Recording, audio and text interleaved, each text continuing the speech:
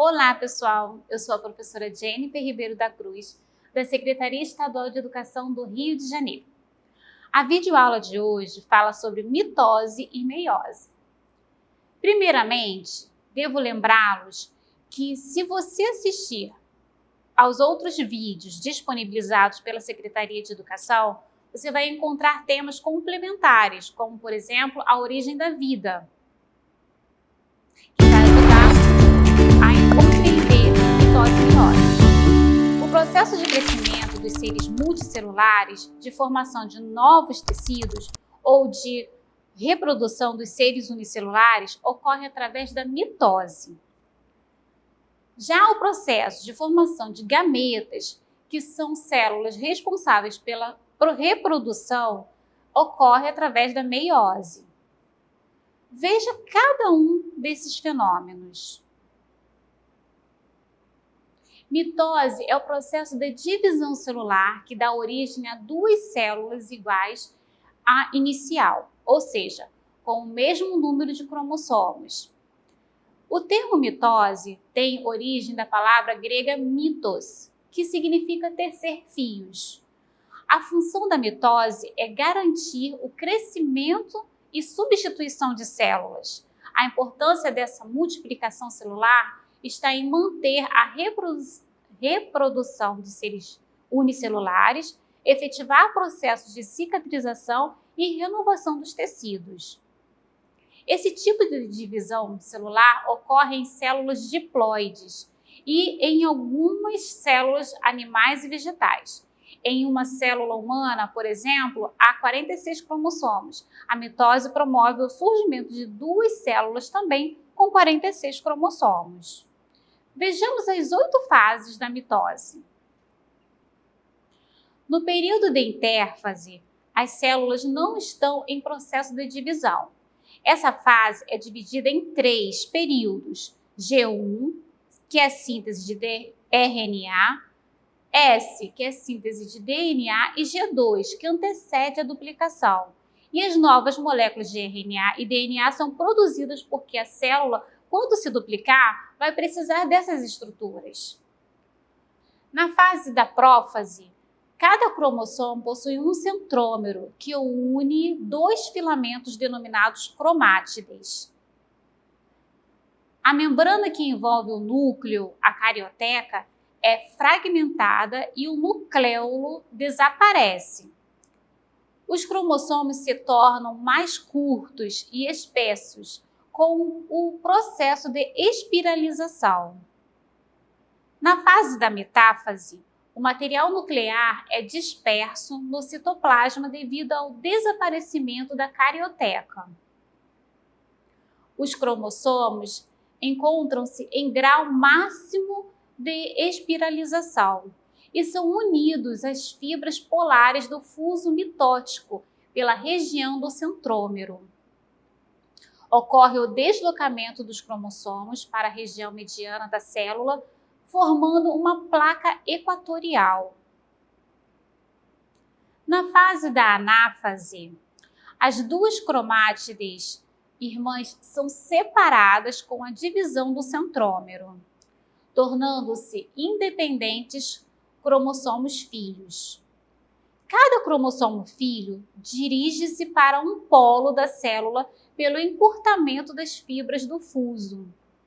O material genético que chega em cada polo é idêntico ao da célula-mãe.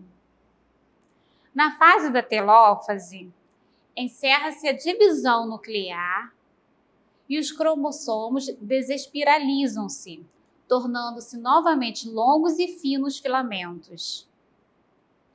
Há a desintegração do fuso, reorganização do nucleolo e reconstituição da carioteca. Os novos nucleolos adquirem o mesmo aspecto do núcleo interfásico. A citocinese faz com que haja a divisão do citoplasma e o estrangulamento produzir duas novas células semelhantes. A função da meiose é reduzir o número de cromossomos das células diploides, transformando em células haploides e, por fim, garantir que haja um conjunto completo de cromossomos no embrião formado. A importância da meiose está no desenvolvimento de diversidade genética, já que produz novas combinações genéticas. Os ciclos de vida sexuados são influenciados por esse processo, sendo a matéria-prima da seleção natural e evolução. Vejamos as principais fases da meiose e a sua importância para a diversidade biológica. A fase da prófase 1. Os centríolos movem-se para os polos da célula.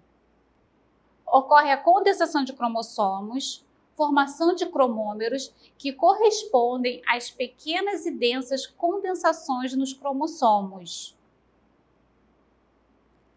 Há a troca de fragmentos entre cromátides homólogas durante o crossing over. Na metáfase 1, ocorre o desaparecimento da membrana celular. Os cromossomos encontram-se em nível máximo de condensação. O cinetócoro liga o par de cromossomos homólogos às fibras do fuso. Os cromossomos homólogos alinham-se aos pares na região equatorial da célula. Na anáfase 1, ocorre a separação dos cromossomos homólogos devido ao encurtamento das fibras do áster. O cromossomo duplicado de cada par migra para um dos polos da célula. Inicia-se a descondensação. Na telófase, a carioteca e o nucleolo reorganizam-se em cada polo da célula. A divisão celular e formação de duas haploides com metade do número de cromossomos da célula-mãe.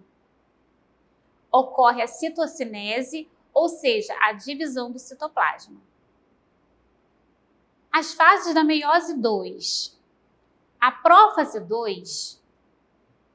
A carioteca é rompida e os nucleolos desaparecem novamente. Os cromossomos condensam-se. Formam-se as fibras do áster. As células são haploides, pois possuem um cromossomo de cada tipo.